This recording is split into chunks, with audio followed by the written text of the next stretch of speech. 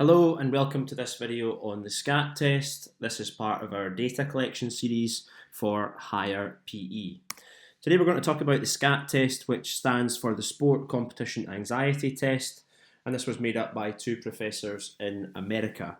This test has 15 different statements, and how you complete this is you tick rarely, sometimes or often whether or not you agree or these things happen to you during a sporting performance. This test should be completed before or after a performance. Some of these answers here will score you 0. Some of your answers will score you 1, 2 or 3. If you look at the picture on the left hand side, if you were to complete this test, you would have to then tick rarely, sometimes or often. So you would read the statement.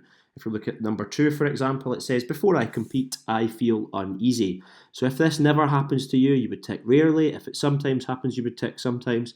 And if it happens to you often, you would tick often. Once you've done that for all 15 statements, if you turn this over, because it's a double-sided sheet of A4 paper, you can then compare your responses to the answer key. And if we look at statement number 2 again, if you had ticked often there, that particular answer would score you 3 points. Once you've done that for all of the statements, you can work out your total score and then you can compare it to the table of norms at the bottom. And as you can see here, a score of less than 17 indicates a low level of anxiety. A score of between 17 and 24 is average, and more than 24 is a high level of anxiety, which suggests a weakness in your performance. This test is known as a recognised test. It's also a qualitative method of data as it's based on people's opinion and your own opinion. Any time which a test has set rules and procedures, a set number of questions and a set way of answering, and also norms, then it is a recognised test and it can be used to find out information on anxiety.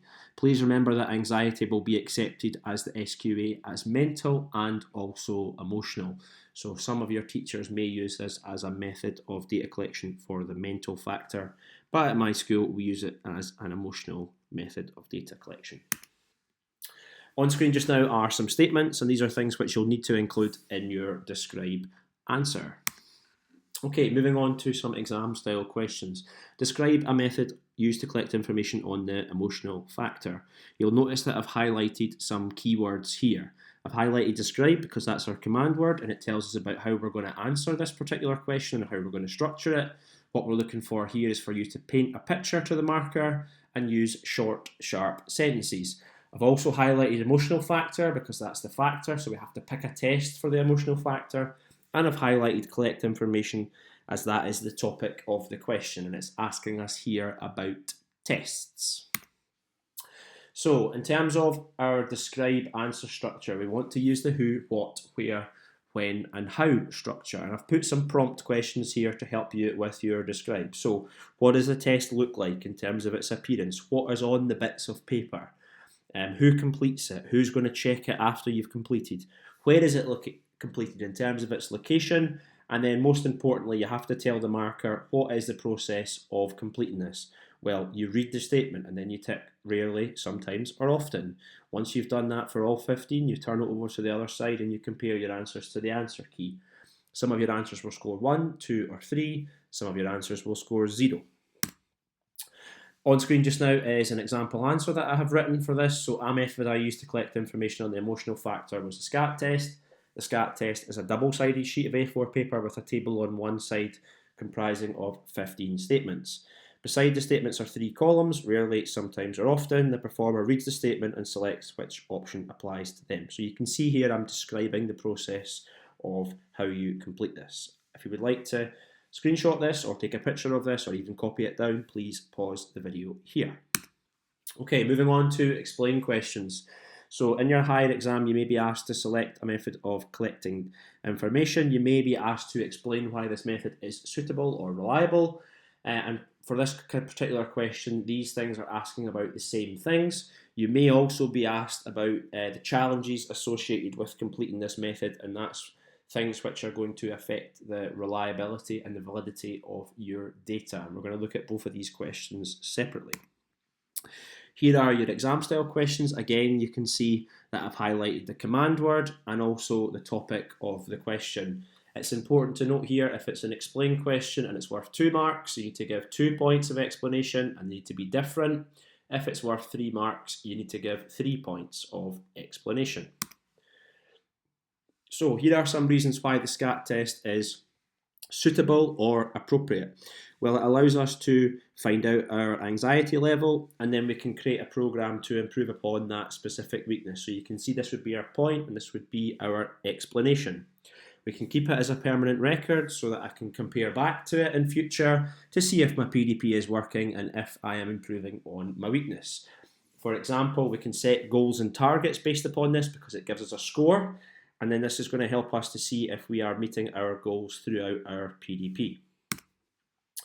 For explain questions, the marker will be looking for point, example and explain. To make your point, reword the question, steal from the question, try and give an example where possible, and then to show that you are explaining, use phrases like this means that, this leads to, this results in, this is important because. Here's an example answer. So a reason why the SCAT test is suitable, so I'm rewording the question to collect information on emotional factors, is it allows me to find out my strengths and weaknesses in that factor. For example, I scored 23 for my anxiety level. This shows that my anxiety is a weakness and therefore I can complete a PDP to improve upon my anxiety over the next 10 weeks. Something like that is what we would be after. On screen just now are 4 points of explanation. Pause the video here to look at these in more detail. Okay, moving on to a different explain question. This particular question is asking us about the challenges you faced when carrying out the SCAT test and how it may affect the data which you have gathered. If this question is worth 3 marks, you would need to give 3 different points of explanation here. On the left-hand side, you can see some challenges that are associated with the SCAT test, so not getting it checked by a coach, not keeping this as a permanent record, not answering it straight after a performance, or being dishonest when completing this questionnaire. And all of these things are going to make the data unreliable, inaccurate, or invalid. Again, here you can see what a full answer would look like, the point, the example, and the explanation. If we look at the first one together, a challenge I faced when completing a SCAT test was dishonesty. So that's my point. For example, I ticked sometimes when I should have ticked rarely.